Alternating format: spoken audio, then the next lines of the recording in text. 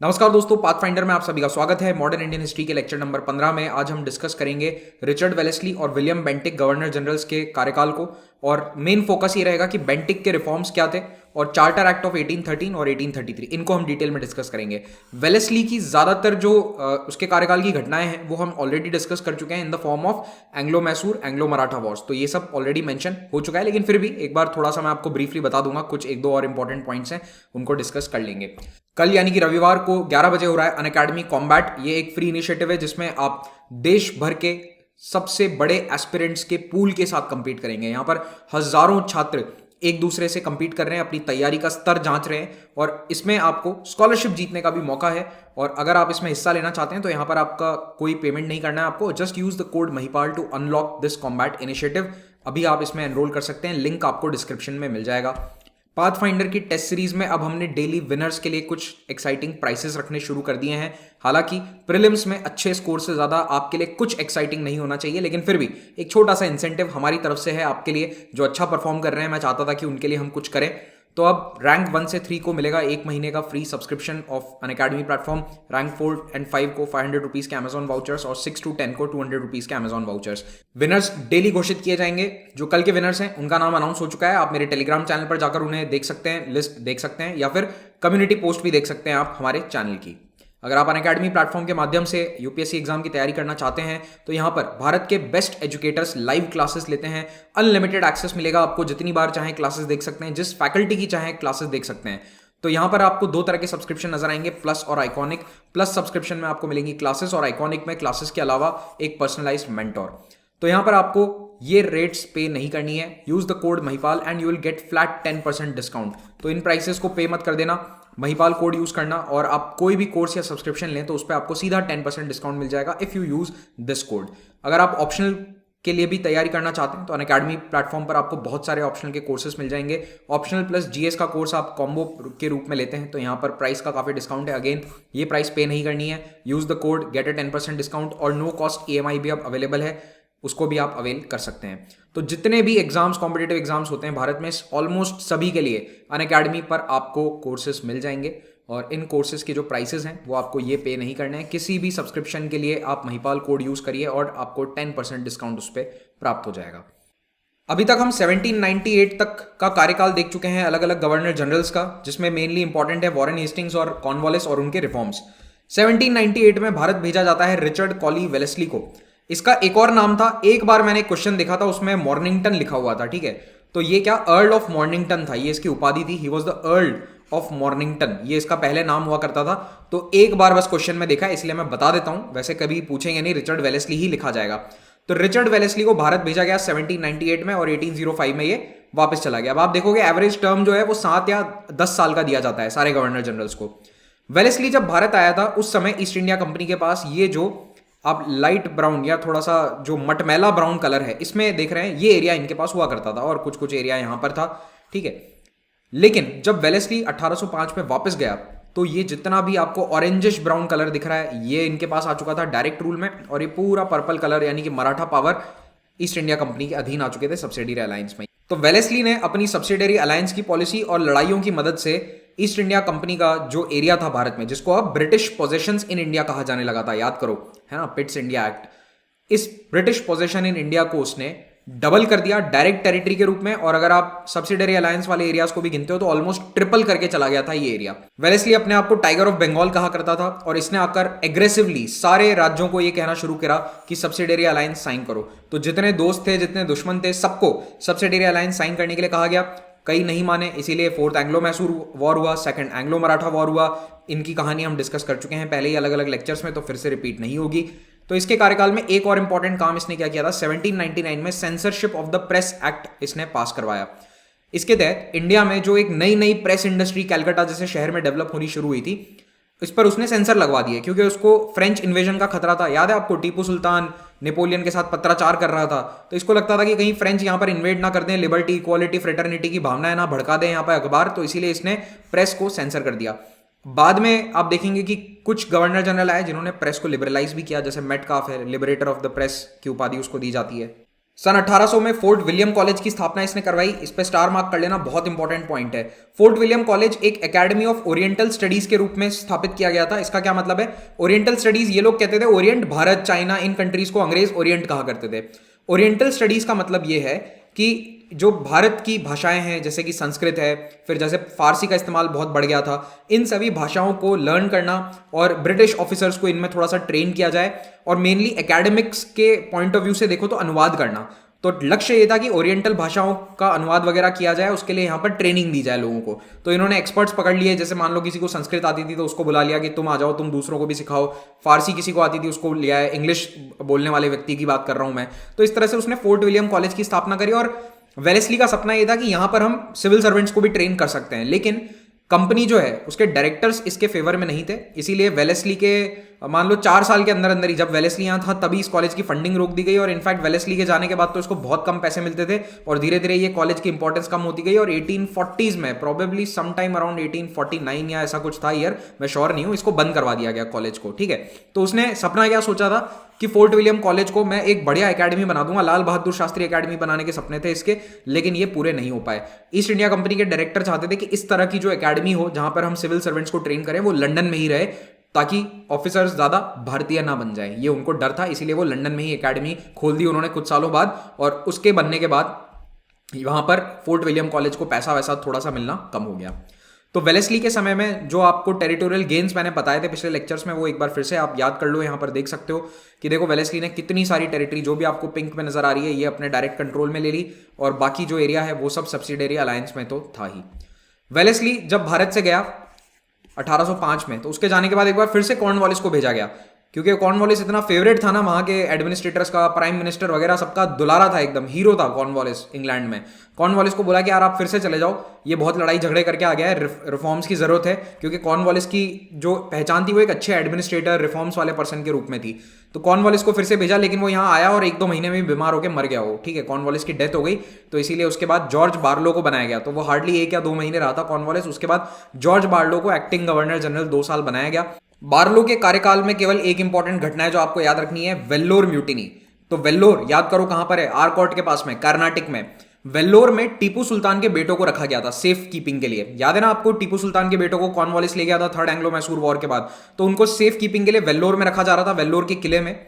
लेकिन यहां पर क्या होता है कि जुलाई 1806 में टीपू सुल्तान के बेटों के नेतृत्व में एक बगावत हो जाती है, जो भारत में यानी ब्रिटिश रूल के समय में पहली सिपाही लेड बगावत है, या फिर सिपाही म्यूटिनी है। ठीक है, इसके बाद 1857 की जो क्रांति है वो एक बड़ा सिपाही रिवोल्ट माना जाता है, लेकिन फर्स्ट बड़े स्तर की mutiny, first large scale mutiny by Indian troops, ये कही जाती है वेल्लोर म्यूटिनी। ठीक है, वेल्लोर में टीपू सुल्तान के बेटों ने इस म्यूटिनी को लीड किया था। हालांकि ये सिर्फ 1 दिन चली थी, लेकिन काफी बड़े स्तर की थी, क्योंकि 1 दिन में ही इन्होंने 200 ब्रिटिश सैनिकों को मार दिया था। कारण क्या था, शुरू क्यों हुई थी ये म्यूटिनी? क्योंकि जो मद्रास का आर्मी कमांडर था उसने यूनिफॉर्म चेंज होने की बातें कही थी। कहा था कि जो भारतीय सिपाही हैं उनको पगड़ी चेंज करनी पड़ेगी, ब्रिटिश हेलमेट जैसी उनकी एक टोपी पहना दी गई उनको, ये कहा कि आप ये पहनो। और जो ब्राह्मण सिपाही थे वो अपने सर पर जो निशान लगाते थे उसको हटाने को कहा गया। मुस्लिम सैनिकों को कहा गया कि आप अपनी दाढ़ी हटाओ, दाढ़ी रखना अलाउड नहीं है। तो इससे सैनिकों के अंदर एक डर आ गया कि क्रिश्चियनाइजेशन हो रहा है आर्मी का, कि अल्टीमेटली हमें कन्वर्ट कर देंगे कुछ सालों में, ये डर आ गया। और इस डर को थोड़ा टीपू सुल्तान के बच्चों ने और भड़का दिया कि नहीं, ये तो बिल्कुल आपका धर्म परिवर्तन करके ही मानेगी आर्मी, तो इनके खिलाफ बगावत कर दो। अब टीपू सुल्तान के बेटों को यहाँ पर रखा जा रहा था सेफ कीपिंग के लिए, लेकिन अब ये बड़े हो चुके थे, छोटे नहीं थे, नन्हे मुन्ने बड़े बालक हो गए थे। तो इन बड़े बालकों के नेतृत्व में ये म्यूटिनी हो जाती है। 1 दिन की म्यूटिनी थी, लेकिन इन्होंने 200 ब्रिटिश ट्रूप्स को मार दिया वेल्लोर फोर्ट के अंदर, और मैसूर सल्तनत का जो झंडा है वो फहरा दिया, चाहे 1 दिन के लिए हो, लेकिन पापा का नाम रोशन कर दिया दोनों ने। और इसके बाद म्यूटिनी को सबड्यू करने के लिए आरकोट से आर्टिलरी भेजी गई, आर्टिलरी तोपें भेजी गई, और 1 दिन के अंदर ही इन्होंने सरेंडर कर दिया। जितने भी सिपाही थे उनको तो एग्जीक्यूट करके कोर्ट मार्शल कर दिया गया, और टीपू सुल्तान के जो बेटे हैं उनको भेज दिया गया उसके बाद कलकत्ता, और बोला कि अब तुम बिल्कुल हरकतें नहीं करोगे। उनकी पेंशन वेंशन थोड़ी कम कर दी, लेकिन कलकत्ता भेज दिया, उनको मारा या जेल में नहीं डाला। ओके, तो वेल्लोर म्यूटिनी को कमेमोरेट करता हुआ ये पिलर आज भी आप वेल्लोर शहर में देख सकते हैं। फिर आते हैं हम अर्ल ऑफ मिंटो पर। तो मिंटो जो है ये लॉर्ड मिंटो 1 है, एक और मिंटो आएगा, है ना, मिंटो मॉर्ले रिफॉर्म्स वाला। जी हाँ, वही 20th सेंचुरी में, तो वो तो गांधी जी के टाइम पे आएगा अभी। तो ये भी मिंटो था, वो भी मिंटो है। ठीक है, वो भी मिंटो का ही मतलब इसी खानदान का था वो। ठीक है, तो ये थोड़े से परदादा जी हैं, वो बाद में अलग आदमी आएगा। तो ये है फर्स्ट अर्ल ऑफ मिंटो। इसको कई बार हम हिस्ट्री में मिंटो 1 भी कह देते हैं, उसको मिंटो 2 कहते हैं भारत के रिस्पेक्ट में। तो ये 1807 से 1813 तक गवर्नर जनरल था। इसके टाइम में एक इंपॉर्टेंट घटना है ट्रीटी ऑफ अमृतसर, आपको याद ही होगा क्या थी। फिर इसने एक पुलिस रिफॉर्म किए थे। इसने क्या करा कि हर डिवीजन के लिए एक सुपरिटेंडेंट ऑफ पुलिस बिठा दिया और उसके साथ कई सारे स्पाइस को जोड़ दिया। तो गोयंडाज इन स्पाइस को कहा जाता था कि जासूसी वाला जो स्ट्रक्चर है वो इसने खड़ा किया। किसने? मिंटो ने। फिर मिंटो के बाद आता है charter act of 1813। Charter act of 1813 क्या है? देखो 1793 में चार्टर एक्ट आया था। उसने ईस्ट इंडिया कंपनी को 20 साल के लिए परमिशन दे दी थी कि आप 20 साल और व्यापार कर सकते हो भारत में। लेकिन चार्टर एक्ट 1813 में अब थोड़े से बदलाव होंगे। अब क्या है कि बैकग्राउंड समझो आप। ब्रिटेन में इंडस्ट्रियल रेवोल्यूशन अपने अच्छे स्पीड पर चल रहा है और वहां पर ट्रेडिंग कम्युनिटी बढ़ती जा रही है, जो ये देख रहे हैं कि यार ये 300 साल से एक ही कंपनी को व्यापार करने की अनुमति क्यों है भारत में। मतलब क्वीन एलिजाबेथ 200 साल पहले कोई ऑर्डर देके गई, उसको हम आज भी फॉलो कर रहे हैं कि एक ही कंपनी करेगी। तो वो ब्रिटिश गवर्नमेंट पे प्रेशर बना रहे थे कि है ना, ये भारत का व्यापार बहुत प्रॉफिटेबल है, ये कंपनी बेवकूफ बनाती है, करप्ट है, कंपनी आपको कुछ देती नहीं है, हमें व्यापार करने दो, सबका फायदा होगा, पूरे ब्रिटेन का फायदा होगा। तो लगातार ट्रेडिंग कम्युनिटी ब्रिटिश गवर्नमेंट पे प्रेशर बना रही थी कि हमें भी ईस्ट इंडिया कंपनी के साथ साथ व्यापार करने की अनुमति दी जाए। तो ब्रिटिश सरकार ने इन लोगों की सुनी और चार्टर एक्ट के अंदर यह प्रावधान किया कि ईस्ट इंडिया कंपनी की मोनोपोली समाप्त। उसके अलावा यूटिलिटेरियंस नाम का एक समुदाय था। समुदाय तो क्या था, मतलब इस फिलॉसफी को बिलीव करने वाले लोग थे। वो ये कह रहे थे कि ये ईस्ट इंडिया कंपनी के थ्रू हम रूल क्यों कर रहे हैं, बीच में इंटरमीडियरी का काम क्यों कर रही है, डायरेक्टली हमारा रूल क्यों नहीं है, यानी कि ब्रिटिश सरकार का या फिर राजा का रूल क्यों नहीं है। तो हमारा लक्ष्य यानी व्हाइट मैन का बर्डन है कि हम ब्राउन रेस और ब्लैक रेस को सिविलाइज करें, उन्हें इंसान बनाएं, जैसे कि हम तो यहाँ बंदर बैठे थे। तो इस सोच के वाले लोग भी बहुत सारे थे। तो वो बराबर गवर्नमेंट पर प्रेशर बना रहे थे कि आप है ना ये ईस्ट इंडिया कंपनी को बीच में से हटाओ और डायरेक्ट वहाँ क्राउन रूल कर दो और हम अपने लोग भेजेंगे, व्यापार वगैरह ठीक है साइड में चलता रहेगा, लेकिन जो एडमिनिस्ट्रेशन है वो कंपनी के हाथ से पूरी तरह से हटा लो। और तीसरी तरफ चर्च का प्रेशर था कि हमें मिशनरी गतिविधियों के लिए यहां पर अनुमति दी जाए। तो ब्रिटिश के पार्लियामेंटेरियंस ने परिपक्व नेता होने का एकदम अच्छा उदाहरण पेश करते हुए सभी लोगों की डिमांड मान ली अपने देश में, और 1813 के चार्टर एक्ट में उन्होंने सारे लोगों की डिमांड्स को एक मानते हुए ये सारे नए नए फीचर्स डाल दिए। तो पहला feature, trade monopoly east India company की समाप्त। ईस्ट इंडिया कंपनी पैरों में गिर गई पार्लियामेंट के कि देखो दो व्यापार छोड़ दो, एक है चाय का व्यापार, क्योंकि है ना ब्रिटिश लोग चाय के दीवाने थे और उसमें बहुत प्रॉफिट था, प्रॉफिट ही प्रॉफिट था। तो बोले बड़ी मुश्किल से हमने यहाँ चाय के बागान वगैरह देखे हैं, चाइना से हम चाय लाते हैं और वो यहाँ भारत में भी उगाने की कोशिश उसको करने लग गए थे वो। और दूसरा, ये चाइना के साथ जो हम व्यापार करते हैं इस पर हमारी मोनोपोली हम समाप्त नहीं होने दे सकते। चाइना के साथ किसका ट्रेड होता था? वैसे मोस्टली ओपियम का होता था, ठीक है। भारत में अफीम की खेती बहुत होती है, सेंट्रल इंडिया में अफीम बहुत होता है, मध्य प्रदेश में आज भी होता है। और यहाँ से अंग्रेज क्या करते थे, इसको यहाँ पे ओपियम अफीम निकाला, खेती हुई, उसको बेचा चाइना में। चाइना में अफीम की लत लगी हुई थी लोगों को, इनफैक्ट आगे जाके के ओपियम वॉर्स भी हुए थे। किसी दिन मैं ओपियम वॉर्स पे एक लेक्चर बनाऊंगा, बहुत इंटरेस्टिंग स्टोरी है। तो ओपियम के कारण चाइना में लोगों को लत लगी हुई थी और उसका फायदा ईस्ट इंडिया कंपनी उठा रही थी। भारत से अफीम लेकर जाती थी चाइना और वहां से बढ़िया पैसा लेकर आते थे और सामान लेकर आते थे और भारत में उसको बेचते थे। तो टी और ट्रेड विद चाइना, इन दोनों के अलावा ईस्ट इंडिया कंपनी की हर तरह के व्यापार से मोनोपोली खत्म। अब चाहे जो भी ब्रिटिश व्यक्ति हो, ये लंदन में बैठा कोई व्यापारी है, वो भारत आ सकता है, भारत में अपनी खुद की मसाले की फैक्ट्री लगा सकता है, मसाले लोकल लोगों से खरीदकर जहाज में लदकर यूरोप बेच सकता है। तो जो काम ईस्ट इंडिया कंपनी 300 सालों से अकेले करती आ रही थी, अब उसमें दूसरे व्यापारी भी एंटर हो सकते थे। तीसरा पॉइंट, कंपनी के चार्टर को 20 साल के लिए और एक्सटेंड कर दिया गया। आपको याद है ना 1793 में भी किया था 20 साल के लिए एक्सटेंड, अभी फिर से कर दिया गया 20 साल के लिए एक्सटेंड। इसीलिए 1833 में अगला चार्टर एक्ट आएगा, तब भी 20 साल के लिए एक्सटेंड किया जाएगा। लेकिन अब कंपनी का पावर दिन ब दिन सिकुड़ता जा रहा है, आप नोटिस कर रहे हो ना। अब देखो यहां पर भी एक और चेंज कर दिया। पिट्स इंडिया एक्ट में ऑलरेडी कंपनी के सारी टेरिटरीज को क्या कहा जाता था? British possessions in India. अब तो सरकार ने यह कहा, ब्रिटिश पार्लियामेंट ने, कि इन सारे एरियाज में सॉवरेंटी किसकी होगी? ब्रिटिश क्राउन की, यानी कि ब्रिटेन का जो राजा है वो इन एरियाज का सॉवरेन है। सॉवरेन का मतलब है कि वो हमारे राजा हैं या फिर वो सर्वोच्च अथॉरिटी है, दैट इज सॉवरेन। अगला बदलाव, क्रिश्चियन धर्मावलंबी यानी क्रिश्चियन मिशनरीज को ये परमिशन दे दी गई कि आप भारत जा सकते हो, ईस्ट इंडिया कंपनी का जो एरिया है वहां पर जाकर आप रह सकते हो, धर्म का प्रचार प्रसार कर सकते हो, कन्वर्जन भी करोगे हमें पता है, लेकिन जाओ, कोई दिक्कत नहीं है। ब्रिटिश सब्जेक्ट्स को ये अलाउ कर दिया गया कि आप भारत में जाकर सेटल हो सकते हो। इसका मतलब समझ रहे हो आप? एक तो व्यापार अलाउ किया है, लेकिन इंसान व्यापार करेगा कैसे अगर वो वहां पर सेटल नहीं हो सकता? तो अभी तक केवल ईस्ट इंडिया कंपनी के कारिंदे यहां पर आकर सेटल होते थे, लेकिन अब कोई भी ब्रिटिश नागरिक है, मान लो कोई मैनचेस्टर में व्यक्ति रहता है, उसका मन कर गया कि मैं तो कलकत्ता जाकर रहूंगा, वहां का मौसम अच्छा है, ठंड कम पड़ती है, अब वो आकर यहाँ पर घर वर खरीद के आराम से रह सकता है, कोई दिक्कत नहीं है। उसके बाद 1 लाख रुपए एजुकेशन के लिए दिए गए। ये काफ़ी इंपॉर्टेंट पॉइंट है, इसको स्टार मार्क कर लेना। पहली बार ब्रिटिश पार्लियामेंट या ब्रिटिश हुकूमत ने भारत की एजुकेशन के लिए भी सोचना शुरू किया। 1 लाख रुपए, हालांकि बहुत कम बजट था, लेकिन मॉडर्न एजुकेशन के लिए 1 लाख रुपए इन्होंने देने शुरू कर दिए। लोकल गवर्नमेंट्स को ये पावर दिया गया कि वो टैक्स इंपोज कर सकते हैं और टैक्स की वसूली कर सकते हैं। तो मान लो बॉम्बे प्रेसिडेंसी को लगता है कि हमारे पास पैसा कम आ रहा है, बजट कम है इस बार, तो वो कोई नया टैक्स लगा सकते हैं बॉम्बे शहर के बाशिंदों पर और उसको वसूल भी कर सकते हैं, और अगर कोई टैक्स नहीं देगा तो उसको पनिश भी किया जा सकता है। ईस्ट इंडिया अगला बदलाव, ईस्ट इंडिया कंपनी के शेयर होल्डर्स को 10.5% डिविडेंड दिया जाएगा, जो भी भारत में रेवेन्यू हो रहा है उसका। बोर्ड ऑफ कंट्रोल को ज्यादा पावर दिया गया, उसके पावर्स को डिफाइन किया गया। आप भूल तो नहीं गए ना, board of control, court of director, दोनों का क्या काम था? Court of director commercial, board of control political functions देखेगा। तो अब इसकी थोड़ी सी पावर्स को और अच्छे से डिफाइन किया गया कि आप किस तरह से सुपरिंटेंडेंस करेंगे, क्योंकि ये लोग कहते थे कि हमारी ज्यादा सुनते नहीं है कंपनी वाले, तो इनकी पावर थोड़ी अच्छे से डिफाइन कर दी गई बोर्ड ऑफ कंट्रोल की। फिर मद्रास, बॉम्बे और कैलकाटा की काउंसिल्स जो भी कानून या रेगुलेशंस लाएंगी वो ब्रिटिश पार्लियामेंट के सामने रखी जाएंगे।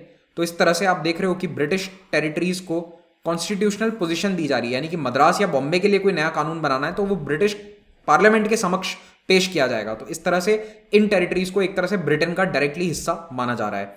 फिर कमर्शियल ट्रांजैक्शन और टेरिटोरियल रेवेन्यूज के लिए अलग अकाउंट, यानी कि कंपनी का जो व्यापार वाला काम है उसके लिए अलग खाता बनाओ, और जो टेरिटोरियल रेवेन्यू है, यानी कि जो आप यहाँ पर ये बंगाल में जो टैक्स वैक्स इकट्ठा कर रहे हो, इसके लिए अलग अकाउंट बनाओ। अभी तक क्या होता था, टैक्स भी उसी अकाउंट में जा रहा है और कमर्शियल खर्चे भी सब उसी अकाउंट से जा रहे हैं, तो अब ये 2 अकाउंट्स भी कंपनी के अलग किए गए। फिर आता है फ्रांसिस हेस्टिंग्स। इसका वॉरेन हेस्टिंग्स से कोई लेना देना नहीं है, सरनेम सेम है, लेकिन ये उसके खानदान से नहीं था, ठीक है।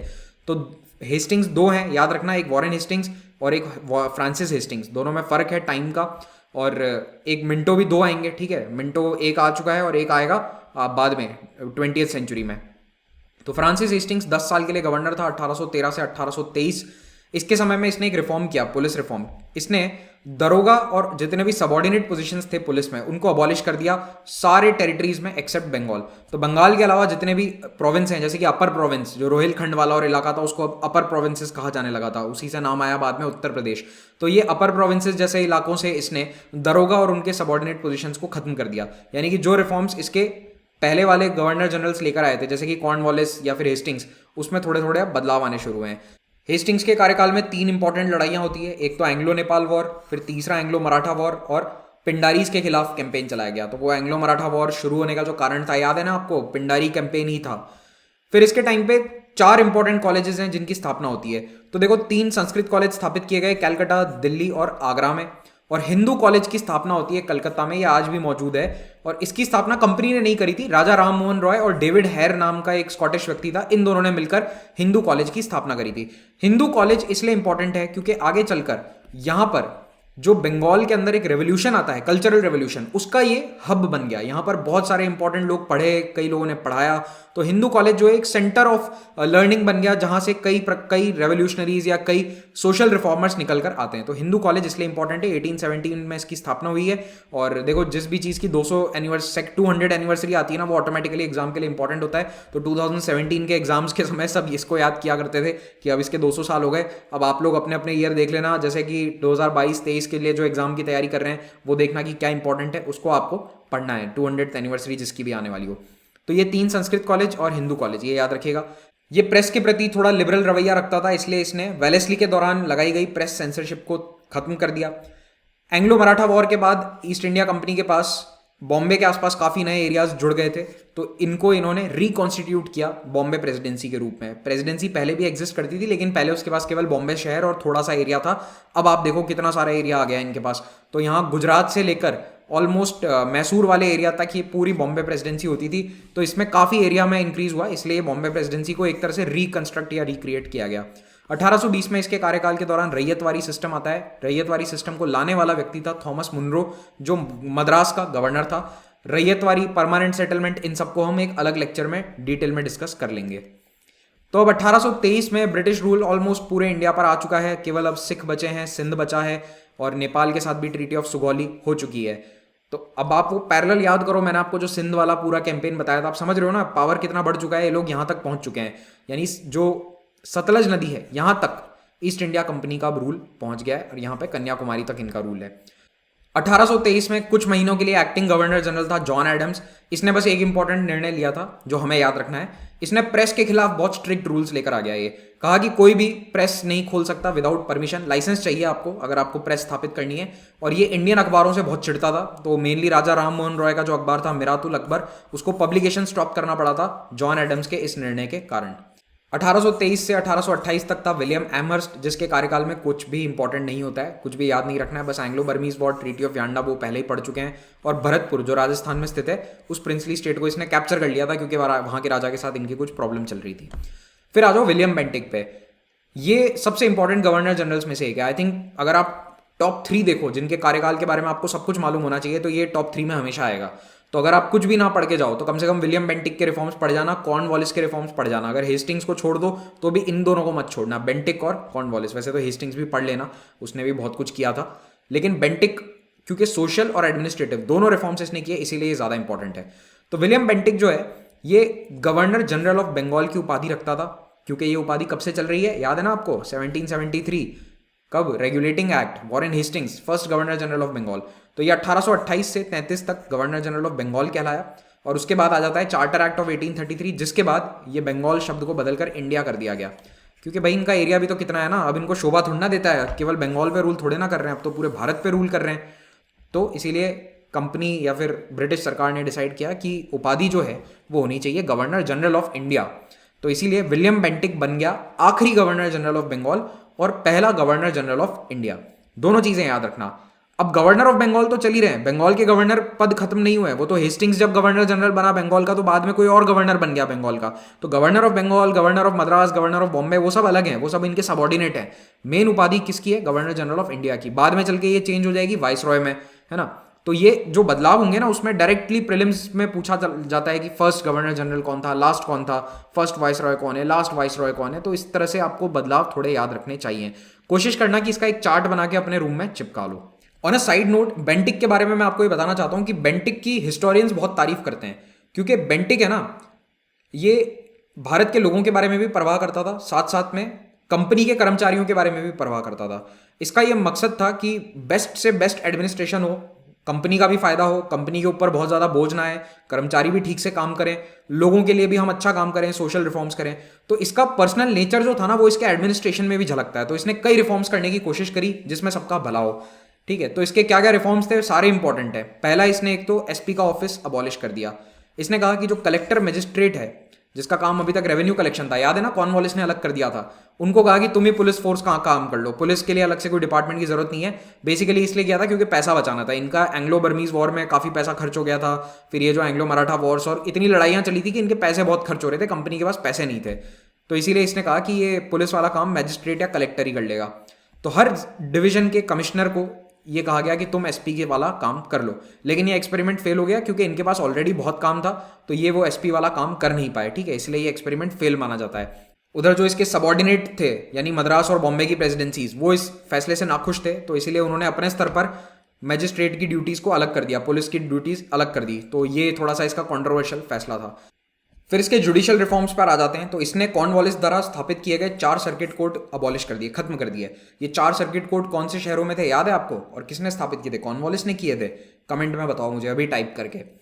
तो इन 4 सर्किट कोर्ट की बजाय उसने क्या कहा कि ये सारे जो कोर्ट का काम था सर्किट कोर्ट वाला, ये कलेक्टर कर लेंगे, और कलेक्टर किसके अधीन काम करेंगे? Commissioner of revenue and circuit. तो ये अलग कोर्ट की व्यवस्था नहीं चाहिए। फिर इसने एक अलग अदालत बनाई जो सदर दीवानी अदालत और सदर निजामत अदालत जो कैलकाटा में काम करती थी, उनको इलाहाबाद में भी स्थापित कर दिया।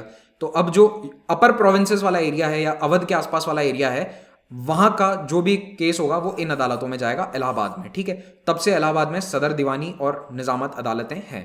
तो अपर प्रोविंसेस के लोगों के लिए फायदा है, और कैलकाटा से थोड़ा सा बर्डन कम हुआ क्योंकि एरिया भी तो बढ़ गया ना, सतलज नदी तक पहुंच गए, पंजाब तक पहुंच चुके हैं ये।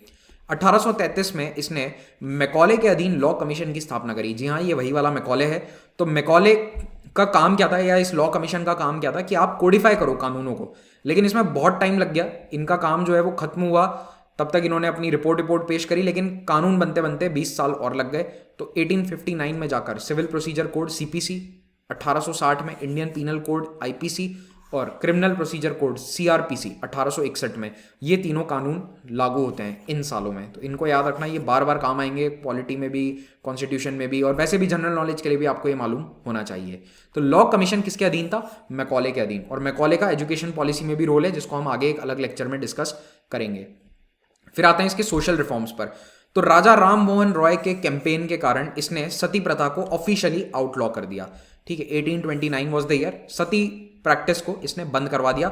सती, आई होप आप सबको पता होगा कि क्या होता है, अगर नहीं पता तो बता देता हूं। कुछ एरियाज में भारत में ये परंपरा थी कि अगर पति की मृत्यु होती है तो उसकी पत्नी भी उसके साथ चिता पर जलेगी, जिंदा जलेगी।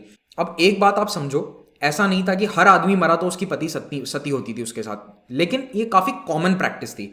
कॉमन का मतलब ये नहीं होता है कि 100 में से 100 आदमियों की बीवी सती होगी, ठीक है, लेकिन काफी कॉमन प्रैक्टिस थी, इसीलिए इसको आउटलॉ करना जरूरी था। और राजा राम मोहन रॉय ने इसको लेकर काफी सोशल अवेयरनेस कैंपेन भी चलाए थे, लेकिन उनको लगा कि अवेयरनेस से कुछ होगा नहीं, भारत में लोग तभी मानते हैं जब कानून बने, फाइन वाइन लगे।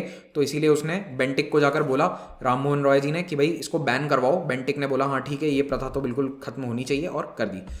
सेकंड, फीमेल इन्फेंटिसाइड को बैन कर दिया गया, यानी कि नवजात बच्ची का खून कर दिया जाता है, मार दिया जाता है, तो वो भी अब एक क्रिमिनल जुर्म है।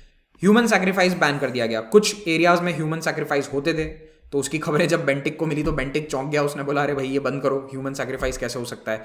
फिर इसने हिंदू लॉ ऑफ इनहेरिटेंस में बदलाव करने की कोशिश करी, रिफॉर्म लाया, कि यानी कि जो प्रॉपर्टी है वो किस तरह से आगे इनहेरिट होगी, उसके कानूनों में इन्होंने बदलाव किया।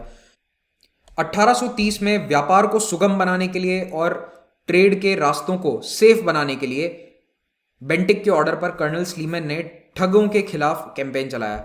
तो भारत में ठगी बहुत बढ़ गई थी। ठगी कैसे होती थी कि देखो, आपको ध्यान होगा एंग्लो मराठा वॉर हुए, पिंडारी कैंपेन था, अब पिंडारीज के खिलाफ भी कैंपेन चल गया, लेकिन अब कुछ लोग अभी भी बचे थे जो ठग लिया करते थे व्यापारियों को, या फिर कोई भी आम आदमी एक शहर से दूसरे शहर जा रहा है तो रास्ते में उसको ठग लिया गया हथियार वगैरह दिखा के। तो ये काफी बढ़ गया था, स्पेशली सेंट्रल इंडिया में ये प्रॉब्लम काफी ज्यादा थी। तो इस ठगी को रोकने के लिए ठगों के खिलाफ कर्नल स्लीमैन का कैंपेन चलाया गया, और ये काफी सक्सेसफुल कैंपेन था। इससे थोड़ा सड़कों को, रास्तों को सेफ बना दिया गया। फिर आते हैं इसके एडमिनिस्ट्रेटिव रिफॉर्म्स पर।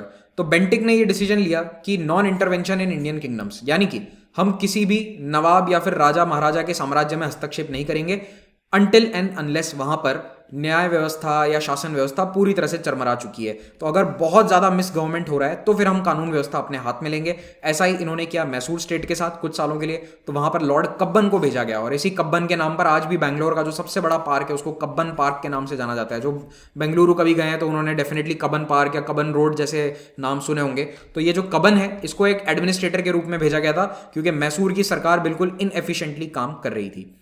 अगला, इसने फारसी को ऑफिशियल लैंग्वेज से हटा दिया। पर्शियन या फारसी को मुगल काल में ऑफिशियल लैंग्वेज के रूप में अडॉप्ट किया गया था, लेकिन बेंटिक ने कहा कि अब जब मुगल नहीं रहे तो फारसी कौन पढ़ेगा, कौन देखेगा, या तो फिर उर्दू का इस्तेमाल करो, या फिर संस्कृत का करो, या इंग्लिश का कर लो, ये फारसी को इस्तेमाल क्यों कर रहे हैं, तो यहाँ की भाषा भी नहीं है। तो इसने पर्शियन को ऑफिशियल कोर्ट लैंग्वेज से हटाकर लोअर कोर्ट्स में लोकल भाषाओं का इस्तेमाल शुरू कराया। वर्नाक्युलर लैंग्वेज, यानी कि अगर महाराष्ट्र वाले एरिया में तो मराठी का इस्तेमाल करो, या फिर सुप्रीम कोर्ट के अगर केसेस हैं तो वहां पर इंग्लिश का इस्तेमाल होगा। तो ये याद रखना कि फारसी को हटाया गया है as official court language by Bentinck. फिर मैकॉले कमेटी स्थापित करी गई एजुकेशनल रिफॉर्म्स के लिए, और मैकॉले ने अपनी फेमस स्पीच दी थी जिसको मैकॉले मिनट्स भी कहा जाता है। तो उसमें उसने सुझाव दिया कि इंग्लिश को ऑफिशियल लैंग्वेज बनाया जाए, बच्चों की पढ़ाई इंग्लिश में हो। 1835 में कैलकाटा मेडिकल कॉलेज की नींव रखी गई, और ये भारत का पहला मेडिकल कॉलेज बन जाता है। अब आते हैं बेंटिक के फाइनेंशियल रिफॉर्म्स पर। तो बेंटिक जब आया तो उसको बहुत प्रॉब्लम हुई थी, क्योंकि एंग्लो बर्मीज वॉर खत्म हुआ ही था और ईस्ट इंडिया कंपनी के जो फाइनेंसेस थे वो पूरे गड़बड़ाए हुए थे, बहुत पैसे की तंगी थी। तो इसने आते ही क्या करा, एक तो सैलरी डिक्रीज कर दी, कॉर्नवालिस ने तनख्वाहें बढ़ाई थी, इसने घटा दी। लेकिन ये बात याद रखना कि तनख्वाह घटाने के बाद भी ईस्ट इंडिया कंपनी उस वक्त दुनिया में सबसे अच्छी तनख्वाह दिया करती थी, पूरी दुनिया में, नॉट जस्ट इन इंडिया, ठीक है। Still it was the highest paid job in the entire world, और कई लोग इस नौकरी में घुसना चाहते थे। लेकिन सैलरी कम करिए तो ऑफकोर्स ऑफिसर्स तो खुश होंगे नहीं, तो बेंटिक से जितने भी लोअर ऑफिसर्स थे वो सारे नाराज हो गए थे। फिर इसने सिपाहियों का भत्ता कम कर दिया, डबल भत्ता मिला करता था। भत्ता का मतलब क्या होता है, अलाउंसेस। तो जो सैलरी होती है उसका जस्ट डबल भत्ता था उस समय, 100% अलाउंस हुआ करता था, तो इसने अलाउंस कट कर दिया पूरा। तो सिपाही भी बहुत नाराज हो गए थे। इनफैक्ट एक समय तो ऐसा लग रहा था कि शायद सिपाही म्यूटिनी हो सकती है, बगावत हो सकती है, लेकिन बगावत नहीं हुई। फिर इसने प्रोविंशियल कोर्ट्स को बंद करवा दिया जो कॉर्नवालिस ने स्थापित किए थे। मैंने आपको बताया ना, जो सर्किट कोर्ट थे वो इसने बंद करवा दिए थे। क्यों? क्योंकि उनका खर्चा काफ़ी बढ़ गया था, इसलिए इसने बंद करवाए थे। फिर महलवाड़ी सिस्टम इसके समय में आया था। Again Mahalwari, ryotwari, permanent settlement, सबको हम एक साथ पढ़ेंगे। फिर आ जाओ चार्टर एक्ट 1833 पे। अब विलियम बेंटिक मौजूद है भारत में as governor general of Bengal, और कंपनी के 20 साल का चार्टर खत्म होने वाला है। तो 1833 आते आते फिर से पार्लियामेंट बोलती है कि चलो समय आ गया है कि कंपनी को लाइन पे लिया जाए, ईस्ट इंडिया कंपनी को। देखते हैं इस बार इनको कैसे हम इसका पावर कम कर सकते हैं। तो ईस्ट इंडिया कंपनी का जो चार्टर है वो पहले तो इन्होंने 20 साल के लिए बढ़ा दिया कि जाओ कोई बात नहीं, 1853 तक तुम करो राज भारत में, कोई दिक्कत नहीं है। लेकिन अब आपकी एक भी टेरिटरी, फिर से रीआइटरेट कर रहे हैं इस पॉइंट को, कि आपकी सारी जितनी भी टेरिटरी है भारत में वो किसके नाम की है? किंग के नाम की। यानी कि कोई भी वहां फरमान निकाला जाता है, कोई भी आप कानून निकालते हो, everything will be in the name of the king. आप ये नहीं कह सकते कि ईस्ट इंडिया कंपनी ये कानून लाई है, नहीं, ब्रिटेन के राजा ये कानून लेकर आए हैं, ये आप कहोगे। ठीक है। ईस्ट इंडिया कंपनी की जो मोनोपोली थी वो पूरी तरह से खत्म कर दी गई। जो चाय वाला व्यापार था, चाइना के साथ व्यापार था, वो भी पूरा इनका मोनोपोली इनकी हटा दी गई। अब कोई भी जाकर चाइना के साथ ट्रेड कर सकता था। ईस्ट इंडिया कंपनी की कमर्शियल एक्टिविटीज को पूरी तरह से खत्म कर दिया गया।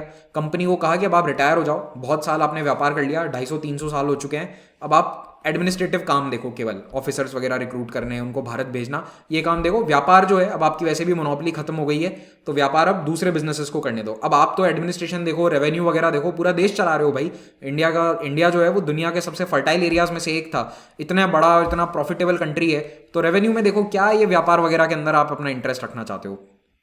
उसके बाद इमिग्रेशन पर कोई रिस्ट्रिक्शन नहीं है, कोई भी यूरोपियन व्यक्ति या ब्रिटिश व्यक्ति अब इंडिया जाकर रह सकता है, प्रॉपर्टी खरीद सकता है। पहले इन्होंने फ्रेंच लोगों को रिस्ट्रिक्ट कर दिया था, याद है ना आपको, फ्रेंच के साथ इनकी लड़ाइयाँ चली थी, कार्नाटिक वॉर्स। उसके बाद इन्होंने बार बार रिस्ट्रिक्ट किया था कि कोई भी यूरोपियन आकर यहाँ पर नहीं बसेगा, क्योंकि इनको डर था कि फिर से वो Danish company, French company powerful हो जाएगी। लेकिन अब 1833 तक इनको पता था कि अब कोई पावरफुल नहीं होने वाला है, हम ही सर्वे सर्वा हैं यहाँ पर।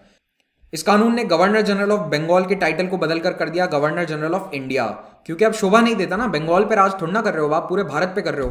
तो ये एक ऐसा कानून था जिसने सोचा कि भाई पूरे भारत पे हमारी गवर्नमेंट है। The idea of government of India came into being, कि ये भारत की सरकार है, केवल बंगाल की सरकार नहीं है। तो इसीलिए टाइटल भी उस अनुसार होना चाहिए, गवर्नर जनरल ऑफ इंडिया। और Bentinck last governor general of Bengal, first governor general of India. ठीक है। और 1858 में फिर से ये टाइटल बदल जाएगा, तब इसका नाम कर दिया जाएगा वाइसरॉय, इस ऑफिस का। तो विलियम बेंटिक नाम याद रख लेना, first governor general of India, और सारे सिविल और मिलिट्री पावर्स अब गवर्नर जनरल ऑफ इंडिया के अधीन होंगे। गवर्नर जनरल को ये जिम्मेदारी भी दी गई कि जितना भी पैसा आपको रेज करना है वो आपको करना है, यानी कि रेवेन्यू का सारा काम आप देखोगे और खर्चा भी आप ही देखोगे, रेवेन्यू आप, स्पेंडिंग आप, सब कुछ आपके हाथ में है।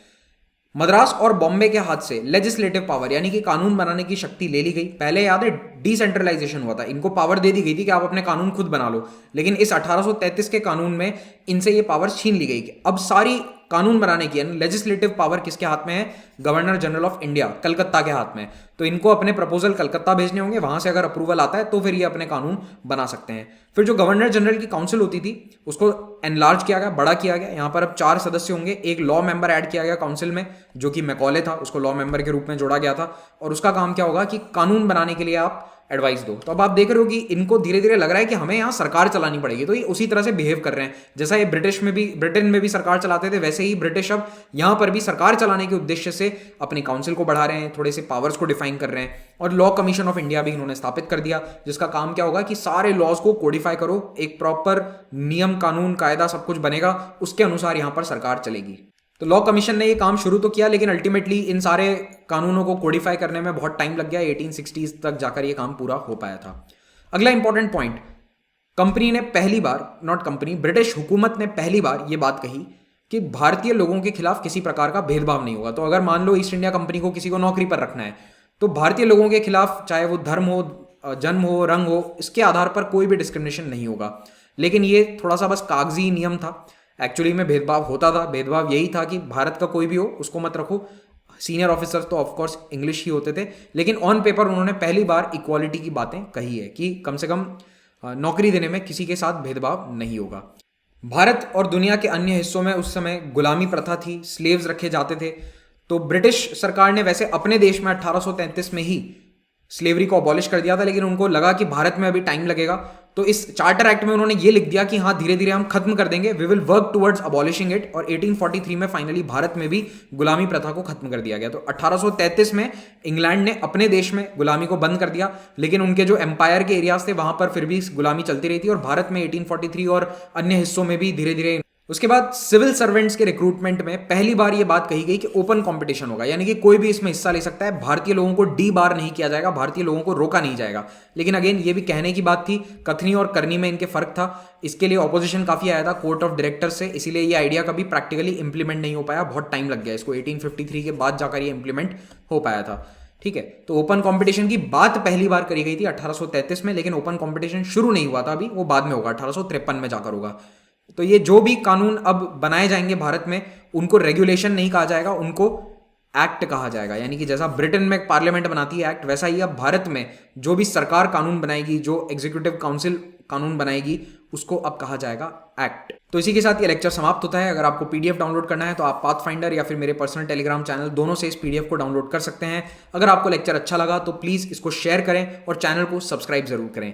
Thank you very much, have a great day.